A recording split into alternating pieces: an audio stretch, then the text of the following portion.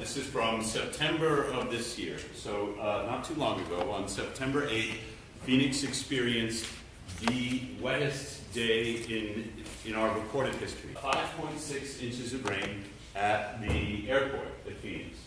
The previous 24-hour record was half that. So not only was it a record storm, but it was a record storm by a factor of 2. This made me think, what are our storm expectations in Phoenix? And I downloaded this depth duration frequency diagram from the National Oceanic and Atmospheric Administration. It shows us what sort of precipitation for our area in Phoenix we can expect. And if we look at the 24-hour line, it will give us the return period of any particular depth of precipitation. Right up here at the 1,000-year storm, so this is the storm that we expect a 1 in 1,000 chance in any particular year, or to occur once over 1,000 years. And with 24 hours ago, well, that's about a little under 5 inches. This means that the September 8th storm plotted right up here, 5.6. We have to extrapolate these curves. You can see that between the light blue and the gray is 500 to 1,000. So you say, well, if we go another 500 years, approximately what return period would that extraordinary, practically impossible storm be? I ask my students about this kind of thing. I say, when we're building hydrologic structures, how much confidence should we have in our designs that these structures will be sized for the expected precipitation? And typically the students say that it's not a structure like a building. We can accept a lower level of confidence. They usually tell me about 95%. Over the lifetime of the structure, they'd like to feel 95% confident that the loads on the structure, the precipitation loads, will not exceed the design capacity of the structure. So you say, okay, how long should hydrologic structures be expected to last? We usually put in about 100 years, and this gives us an equation. What return period, which one of these colored rainbow lines should we design for in order to achieve this 95% confidence level? And the answer is about the 2,000-year storm. The point is, there's no way we can design for the 2,000-year storm. But if you believe these density, duration, frequency curves, that's about what we got on September 8th. We can't do it. Either we believe that we've experienced an event so unusual that it is nigh impossible to design for, and we should not expect it to happen again. Or there's some other possibility. In this case, more data is not going to resolve the critical question. If we believe this is a one-off, that we won't experience again with anything more than a 1 in 2,000 chance, then that would cause us to respond in a certain way. If we believe something else, it might cause us to think something else. This is the forecast 9 days later. This is Phoenix here. And Phoenix, in this storm, looks like it's only going to get about 1 inch of rain. But look at what's happening in Tucson. They're expecting 3 to 5 inches. In other words, the weather pattern that set Phoenix up for the first storm persisted for another 10 days. An even more powerful hurricane came up through the eastern edge of the Pacific Ocean, crossed Baja California, and the residual of this hurricane dumped another 5 inches of rain on southern Arizona. Do you believe these depth, duration, frequency diagrams? And this isn't an expert belief anymore. We don't need to do the statistics. What I'm really asking is, if you're a policymaker or a citizen or a stakeholder or just a design engineer working for the Arizona Department of Transportation, do you believe Noah's diagrams? Because at some point you have to say, maybe the probability distribution has shifted. Turns out that the probability distribution has shifted. At the top here, this is the number of disasters occurring yearly graph. It ends in 2011. It's gotten worse. In red are the geophysical events, earthquakes, tsunamis, meteorological events, storms, hydrological events, which include floods, and climatological, extreme temperature, drought, forest fire. So we add all these up, and we see a pattern from the early 80s to where we are now of increasing frequency of disasters. We also see that the financial losses associated with those disasters are moving up. And we'd expect that if the top graph is moving up, so would the bottom. But there's two components of the bottom. The first is the stress that's placed upon our infrastructure systems, and the second is where we build those systems, that we're increasingly putting them in harm's way. Meanwhile, while it's pouring in Arizona, this is what's going on in California. This is a drought map of the state of California. And at the time this map was made, some 60% of the map is in extreme drought. Because it's just not raining in California this year. Despite the fact that it's not raining, don't think you can't have a flood. This is the UCLA, University of California, Los Angeles campus, end of July. And they experienced an extraordinarily damaging flood without a drop of rain. What happened? A 30-inch water main underneath this road broke. You can't just shut off a 30-inch water main like it's a garden hose. You have to do it slowly. It took them 24 hours to shut down the main. In the meantime, millions of gallons of water are pouring out the main, create this sinkhole in the road, flood the basketball court, which is kind of a big deal at UCLA, and a bunch of parking garages. Millions of dollars worth of damage. They haven't tallied it up yet. The pipe, 91 years old. We can now ask ourselves, well, what's the return period on expected floods in Los Angeles? Evidently, it's about 2 months. Because this is Hollywood, California, another water main break. Keeping in mind, this is the worst drought in recorded California history. That on this day, July 30th, they put in draconian water conservation measures. No car washing, no lawn watering, fines of $800 a pop if people were to violate these water conservation measures, and they lost millions of gallons because of the aging infrastructure having it. 2 months later, 1 month after that, again. And so people in California are saying, why is our infrastructure failing us? Why can't you civil engineers get these pipes to work? And the civil engineers have looked at it and they said, you know what? It's cheaper to pay the damages for the flood than it is to repair the pipes. They have a plan. They reassured the public. They have a plan to upgrade the water distribution system in Los Angeles and Hollywood. Over the next 300 years, they said, we're going to have the whole system fixed up. What? This is Toronto, 2005. I used this in my undergraduate class. So the Black Creek runs under Finch Ave, and it drains a significant section within the city of Toronto. And you can see this large pipe is intended to carry the water underneath Finch Ave. So when I put this up in my class, I always ask them, and this takes a little while, what do you see? Big hole. Yeah. The hole was made by the scouring of the water. It rained so much, they got 8 inches of rain in about a day and a half. The rain overtopped the highway because it was too much volume to be carried by the pipe. Now, if you're a civil engineer, you know that water and roadways, they don't mix. So once the rain overtopped the highway, it began scouring out the subbase material. Once the asphalt was undermined, you can see these kinds of cracks here. Once those cracks opened in the roadway, it began scouring out the embankment. Now, the highway has no protection from the erosive force of the water. So we have these high voltage electric power, and we certainly have telephone and communications, fiber optics here. We also have natural gas, and we have sewer. The sewer line ruptured, and it spilled millions of gallons of untreated sewage into Finch Creek. So what this picture tells us is that we have one infrastructure problem. We have a culvert that's been overwhelmed with the volume of flow.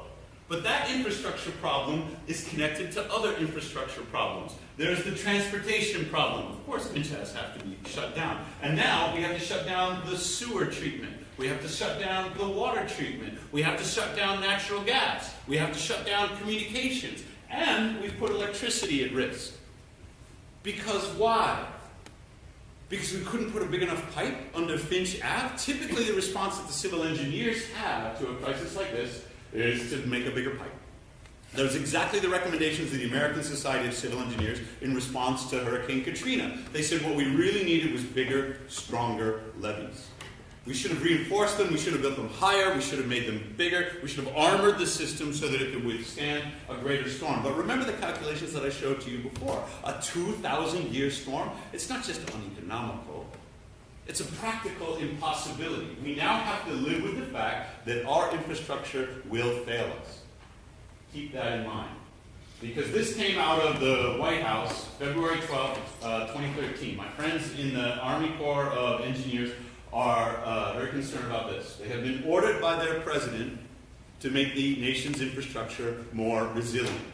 Resilience is a new word that's appeared now in our conversations about engineering and management of infrastructure.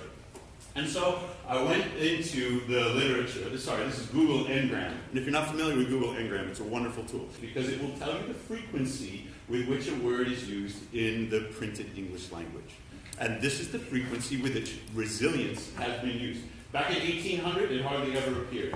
Then increasing, but mostly in the context of materials engineering. Levels out after World War II, so through the 50s and 60s, resilience hasn't really caught on. And then in the late 60s, it was adopted by ecologists as kind of this systems view. It was taken out of the realm of materials engineering and used now as a principle of ecology, and that new usage resulted in this explosion of the term resilience in the scientific literature. Over on the left here, we see an increase from 93, peaking until about 2010, 2011. I haven't updated it recently. This is the use of the word resilience in ecology, environmental science, and biology. Over here, we have engineering, physics, and mathematics. And you can see that resilience is used more frequently in papers that belong to these sciences than to these.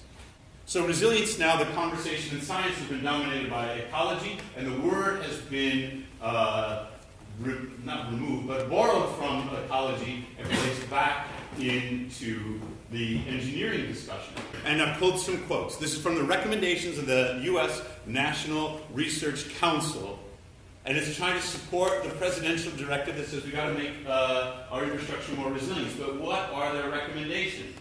When we get to the recommendations portion, they tell us we need to reduce risk. We need to do things that are risk-based and reflect risk. And we need to better develop our quantitative risk models. Well, I have risk models.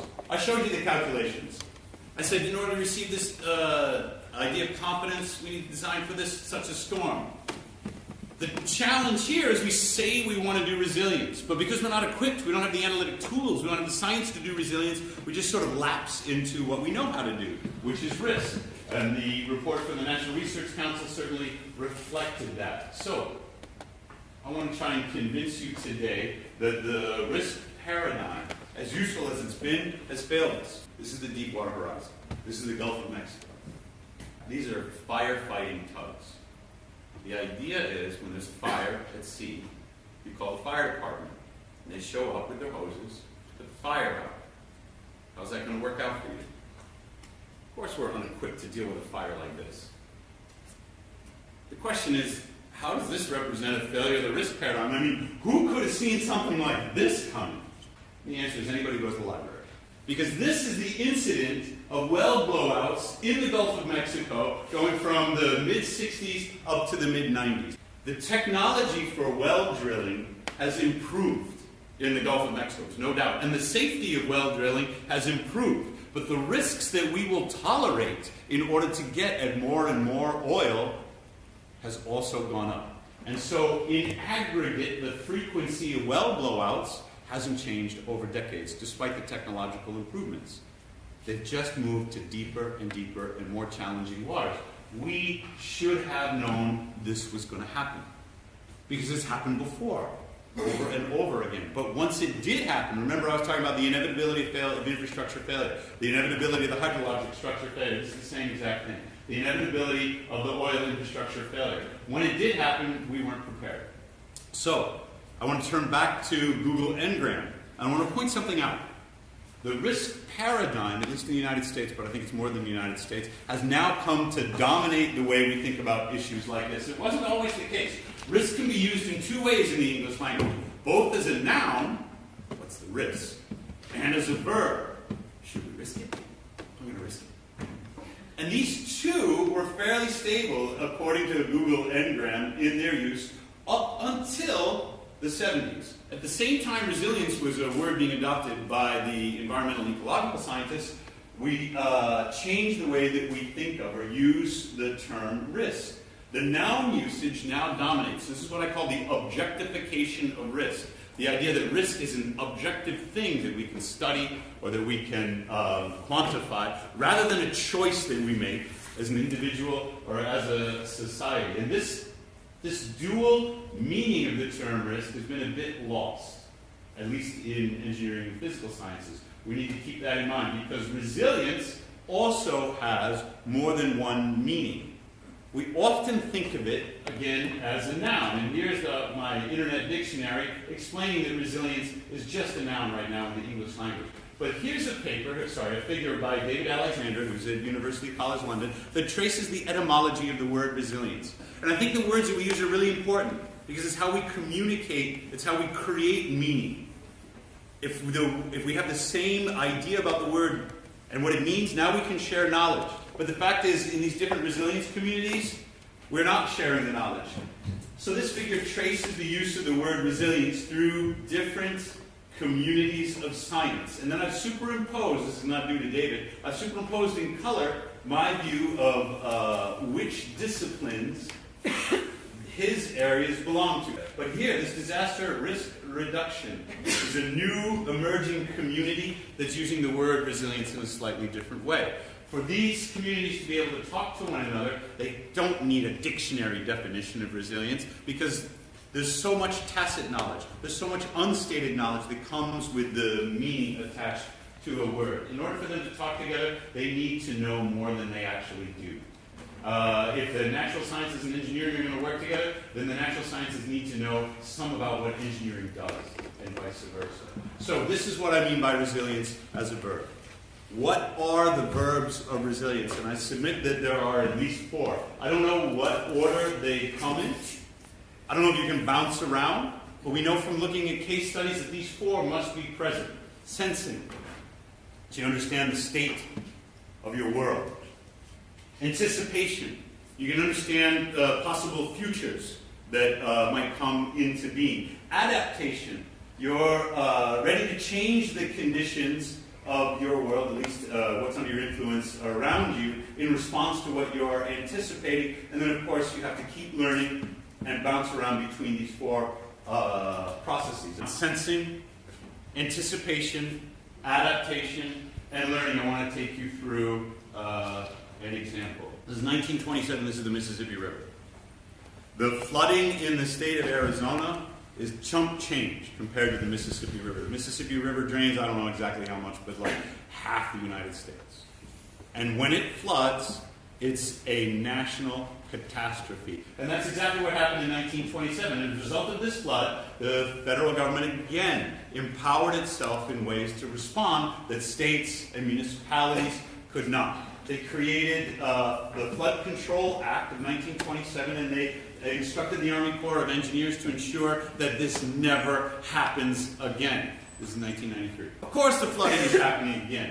In 1927, we can say, well, what kind of infrastructure did we have? And it was pre-industrial. It was extraordinarily modest. By 1993, we invested billions of dollars in levees and dams and bypasses and control structures. So what the heck do we have to put up with this for? Because it turns out that all that hard control is ineffective in the face of the variability of the environment. So 1993, again, a national disaster. This is the 2011 floods. And there was more water in the Mississippi River in 2011 than there was in 1993 or 1927. This was record stream flow. It doesn't look anywhere near as bad. We've got a little puddling problem. You know, this is not the same location. But we can see how bad the flooding is if we kind of have an understanding, intuitive understanding of church architecture. By the time we get here, we're like, well, that doesn't look so bad. What changed? Was it bigger dikes? Was it better control structures? Was it taller levees? And of course the answer is it wasn't any of those things. It was something that the legislation in 1927 empowered the Army Corps to do that they had never done until 2011. This is the Mississippi River as it flows between Illinois and Missouri. And this, on the map, is called the New Madrid Floodway. It's a sparsely populated section of Missouri that the 1927 legislation allows the Army Corps to flood. And it had never been activated even though it had been authorized. Until 2011, when the Major General in charge of the Army Corps said, now is the time. And they put explosive charges here, here, and here. This one was to let the water in, and these two were to let the water out. How do you think the people, there's something like, well, there are hundreds of households within the new Madrid floodway. How do you think they felt about it? Not so good. Elizabeth is like, if I was there, I'd be kind of pissed. And they were, despite the fact that it's on their deed that says, look, you live in a floodway. And, you know, every once in a while, the Army Corps is going to show up with some dynamite, destroy that upstream levee, and you'd better get out of the way. They evacuated everybody. There were no deaths associated with this flood. They evacuated everybody. They blew up the levees. But there was more water behind the levees than they expected, and there was more damage in the new Madrid floodway than they expected. Roads were wiped out. Farmland was destroyed. There's no doubt that within the new Madrid floodway, there was damage. There were no deaths. And the damage to the built environment, to our towns and our densely populated areas, minimal. So what did the Army Corps do differently? They did the sensing right, they did the anticipation right, and the Corps is pretty good at that. But what they had never done was the adaptation. The Corps built those levees, and they blew them up because they no longer served us in that crisis. So I want to show, what does resilience have to do with sustainability? I don't consider these distinct things. I consider resilience one strategy, one approach to achieving sustainability. There are others. When I talk to people in the Department of Homeland Security, they equate sustainability with longevity. They equate it with preservation of the status quo. And so to them, it's no surprise that sustainability presents as a security issue. When I talk to engineers, they equate sustainability with reliability.